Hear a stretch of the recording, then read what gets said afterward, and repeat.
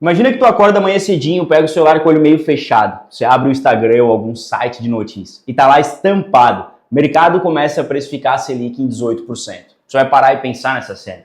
Qual seria a tua reação de verdade? Porque para muita gente isso seria motivo de um pânico total, tipo, meu Deus, acabou o mundo. E para outros seria quase um carnaval, achando que vai ganhar dinheiro sem fazer nada. Mas a real é que quase ninguém entende o que significa um movimento desse. Ninguém pensa no que precisa acontecer para a Selic ir nesse patamar. E menos ainda o pessoal entende o impacto real disso na economia. No emprego, nos bancos, na renda fixa, no dinheiro que tu tem investido. Então o que eu quero hoje não é prever nada, não é te assustar. É só trocar uma ideia contigo porque o investidor que entende cenário, ele não vai entrar em desespero. E a primeira coisa que você precisa entender é que a Selic ela não vai para 18% porque alguém do Banco Central cansou e resolveu apertar um botão. Tem três coisas que empurram os juros para cima e qualquer uma delas já faz um estrago grande. A primeira é a inflação se soltar. Não é a inflação do mercado, mas a expectativa futura. O Banco Central ele não olha para hoje, ele olha para o amanhã.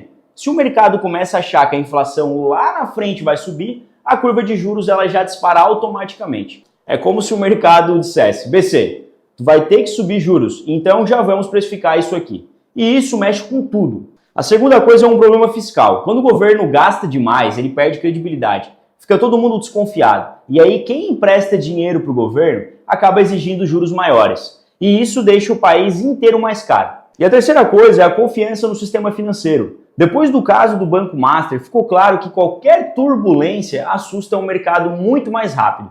E se aparece outro problema, outra instabilidade, é natural que o Banco Central ele tenha que agir com mais força. Mas agora, olha o destaque aqui. Não precisa que tudo isso aconteça de uma vez. Basta um desses pontos fugir do eixo e pronto. A curva de juros ela dispara. E antes mesmo da Selic subir, quem sobe é a expectativa. E é isso que mexe todo o bolso. A Selic ela é a foto do momento. E a curva de juros é o futuro do que está por vir. E esse filme ele antecipa muita coisa. Quando a curva de juros começa a subir, tu já vai ver um impacto direto nos teus investimentos. O Tesouro IPCA mais longo, ele sobe e desce forte. O crédito privado vai ficar mais sensível. E os títulos high yield que pareciam maravilhosos começam a mostrar que talvez não eram tão maravilhosos assim. E aí o investidor que não entende esse movimento, ele vai entrar em pânico. Ele vai apertar em vender. Realiza todo o prejuízo e fica perdido. E depois, tudo isso acaba sendo a culpa da renda fixa. Tá, mas agora vamos falar de uma parte prática. Imagina de verdade que a Selic está 18%. Tem gente que ia abrir champanhe achando que agora já ia ficar rico. Mas calma, não funciona desse jeito. Quem está no Tesouro Selic ou no pós-fixado se dá bem, claro. Agora, quem está no Tesouro IPCA mais longo, principalmente os títulos mais longos, vai ver o preço balançar feio no curto prazo. Pode cair 10, 20, 30%. E nessas horas muita gente se desespera e acaba tomando a pior decisão, que é vender. Só que isso é normal num cenário de estresse. A renda fixa ela é segura no vencimento, mas nesse meio tempo ela balança bastante. E além de tudo, juros muito altos eles travam a economia. E é aquela coisa, as empresas estavam pensando em investir, elas acabam segurando. Quem ia contratar, desiste. E o custo do financiamento ele explode. E quando o custo explode, a engrenagem ela para de rodar. A economia perde toda a força. A inadimplência sobe, a confiança cai e isso tudo volta para o investidor, quer ele queira ou não. Pensa numa empresa que depende de crédito para operar. Hoje ela paga uma taxa administrável. Agora imagina isso indo lá para cima. O custo ele vai ficando mais alto e a empresa simplesmente não consegue mais financiar estoque, uma expansão, nada mais. Ela entra no modo de sobrevivência. Acaba que ela começa cortando gastos, ela corta investimento, corta um plano futuro. E aí a bolsa sente. A empresa física ela vai entrar em pânico, ela começa a resgatar tudo. E vira aquela loucura que a gente já viu acontecer outras vezes no Brasil. E para piorar, isso pega também a renda fixa privada. Produtos que pagam taxa altas demais, muitas vezes têm risco demais num momento como esse. E não é que eles ficam ruins, é que eles ficam mais frágeis. E quem não entende isso acaba colocando dinheiro onde não deveria. Agora vamos falar dos bancos. É onde a galera fica mais nervosa. Os bancos grandes até se viram bem. Eles têm várias fontes de receita, mas agora os bancos médios, esses sim, eles ficam mais vulneráveis. Eles dependem de captar dinheiro oferecendo uma taxa atraente. Só que se o CDI vai lá para cima, eles também têm que pagar uma taxa maior para o investidor. E isso acaba virando um custo enorme para os bancos. Se mesmo tempo a inadimplência sobe, a conta acaba não fechando, e aí o risco vai aumentando.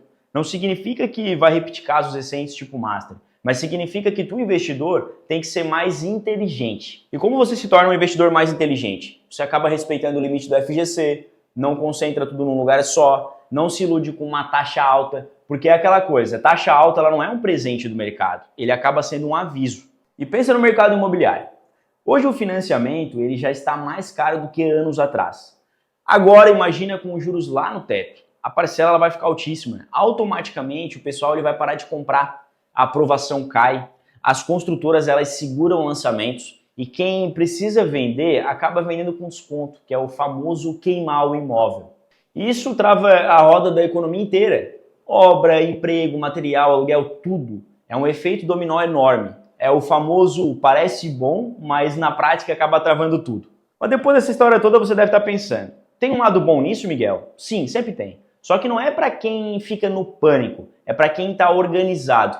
Por quê? Juros altos, eles sempre geram 3 tipos de oportunidade. A renda fixa longa, ela fica muito descontada, as empresas sólidas, elas ficam baratas e os juros compostos, eles ficam absurdos nos títulos pós-fixados. E depois dessa história toda, você deve estar pensando, tá, Miguel, mas tem um lado bom nisso? Sim, sempre tem. Só que não é para quem entra em pânico, é para quem está organizado. Porque juros muito altos, eles sempre geram 3 tipos de oportunidade. A renda fixa longa, ela fica muito descontada, as empresas sólidas, elas ficam baratas e os juros compostos nos títulos pós-fixados, eles ficam absurdos. Só que nisso tudo, só aproveita quem está com liquidez, tem calma e tem estratégia. E quem não está alavancado e também quem não colocou tudo num produto arriscado só porque pagava bem. E para fechar, deixa eu te dizer o mais importante. Tu não precisa adivinhar nada, não precisa prever se a Selic vai para 18, 12, 8. O que você precisa é estar preparado para qualquer cenário. E isso se faz diversificando. Respeitando o limite do FGC, cuidado com produtos arriscados, mantendo um pouco de caixa e principalmente mantendo a cabeça no lugar, quando todo mundo está surtando. E no final das contas, não vence o investidor que prevê o futuro, vence o investidor que mantém a estratégia mesmo quando tudo está bagunçado. E agora, se esse vídeo te ajudou a enxergar tudo com mais clareza, deixa seu like, se inscreve no canal e manda para aquele seu amigo que acha que a renda fixa ela é só calmaria. Tamo junto e até o próximo vídeo.